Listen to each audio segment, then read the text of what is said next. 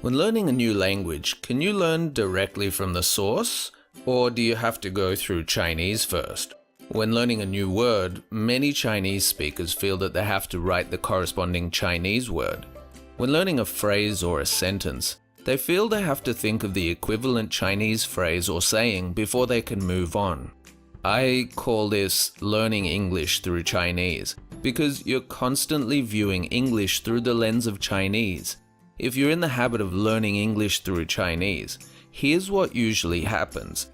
Firstly, when trying to recall a previously learned vocabulary word, you'll often end up remembering the Chinese word and forgetting the English word. Secondly, your use of vocabulary will be imprecise because there are many differences between English words and their so-called Chinese equivalents. Finally, and most importantly, when speaking English, you'll think in Chinese first and then translate into English. If you experience any of these problems, it might be that you're learning English through Chinese. So what can you do to change this? Here are my recommendations. First, if you're going to write down the Chinese meaning of an English word, remember that it's just a signpost and not an exact equivalent. So when you learn a new word or phrase, refer to at least 5 examples of how we use it in a sentence. This will give you an in-depth understanding of the word and show you the difference in usage between the English word and its Chinese equivalent.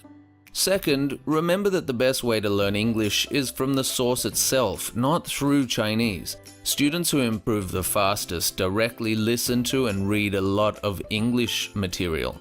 If you're a beginner, start with simple children's books or fairy tales and audio CDs with basic dialogues, then work your way up. If you're not sure of a word, look it up, but remember that the Chinese equivalent is rarely an exact equivalent. By connecting directly with English, you break the habit of thinking in Chinese and translating to English, and begin to think and speak in English. If you liked this video, remember to smash the like button and share this video with your friends. See you next week!